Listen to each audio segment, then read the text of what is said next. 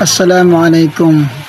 So ngayon mga kapatid sa pananampalatayang Islam, so nakikita niyo ang video nito.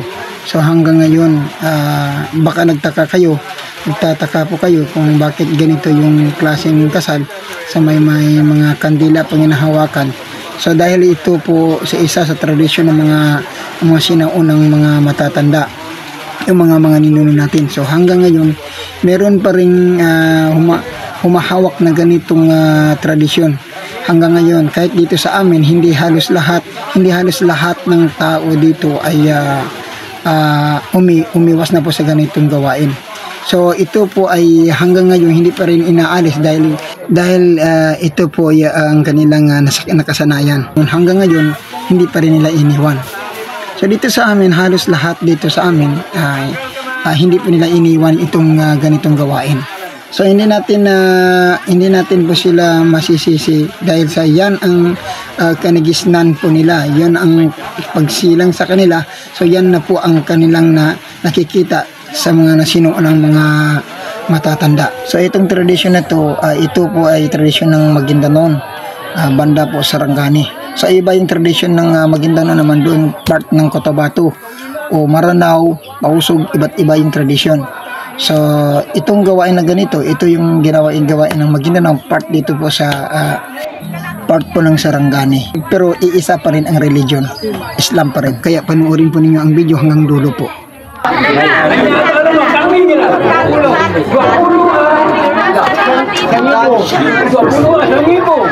Agaganap sa Maguindanao, pagmangkulo na asas.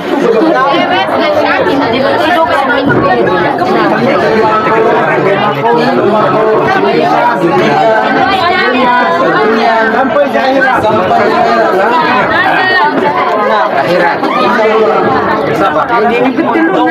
Kasi kung iba Allah wa iya labi sa Allah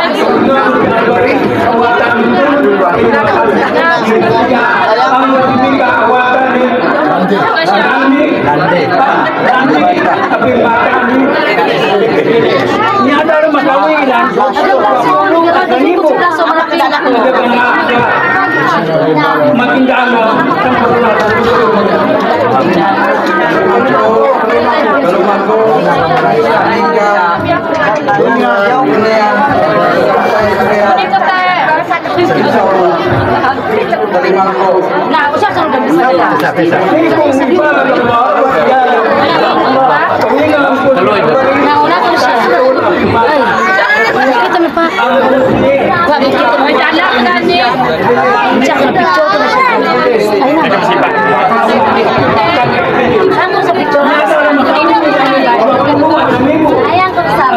Maguindanao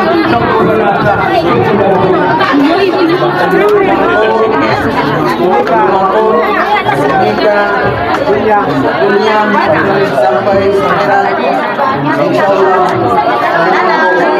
mana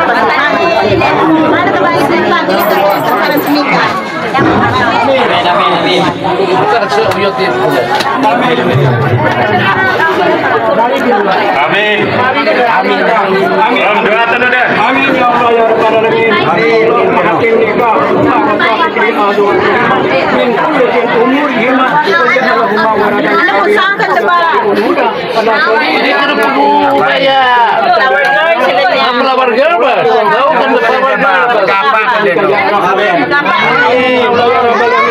Allahumma ja'alna amin kama Allah qadayna kama Allah qalayru wal nahar kama Allah qanti wal qamar kama Allah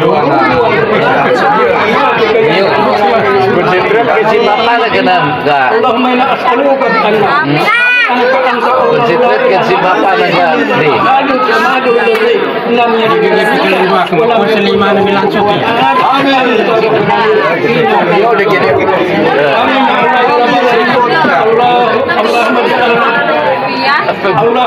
as'aluka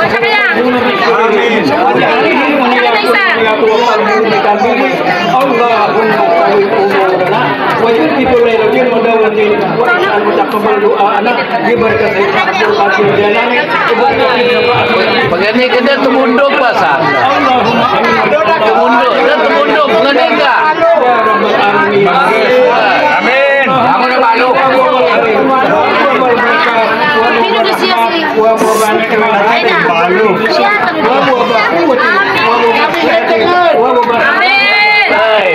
Pagani kay ma'am dyan tumundong ba? Dala tumundong na manan. Iya kay percobaan ugat. Amin. Semakin dapat tenada. Segera mau. Saya pakai tunduk gila datuk ba? Matan muslim, matan batu alim.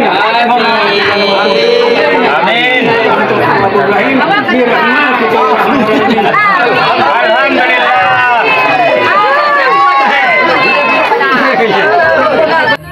So ngayon tapos na po magkasal, tapos na po nagbasa ng nika.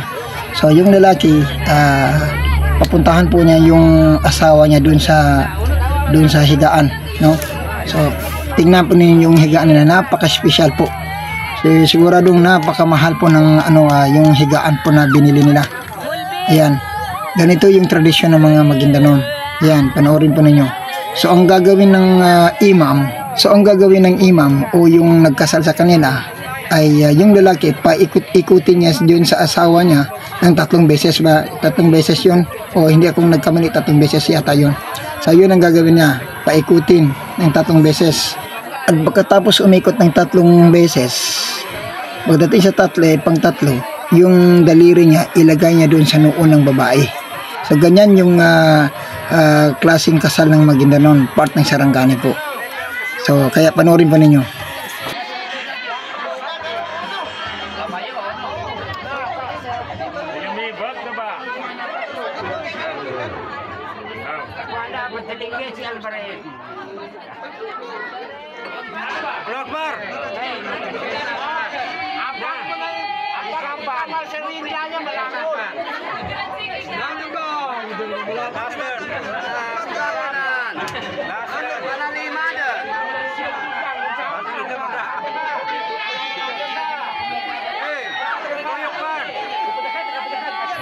So ayan, tapos na po. So ayan na.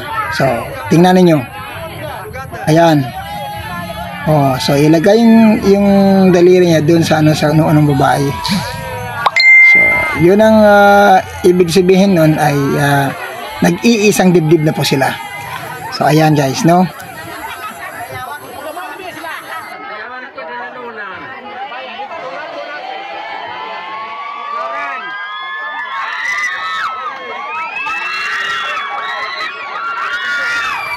Yan, Masya Allah, barakah. So ayan mga kapatid, no, nakita po ninyo kung paano magkasal po ang Maguindanon, no? So ayan. So hindi lahat ng Islam po ay magkapareho po ng tradisyon. Hindi po magkapareho. Sa iba yung tradisyon ng Maguindanon, Maranao, Tausog, ayun, basta magkaiba yung tradisyon nila.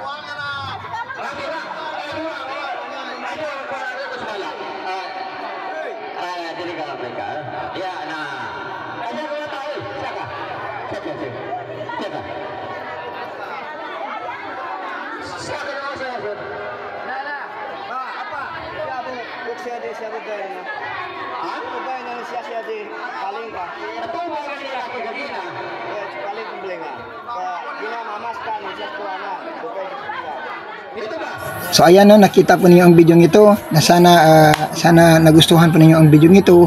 Sana po huwag kalimutan mag-follow, like at share ang video ito Maraming salamat, syukran, and thank you po. الرحمن علم القرآن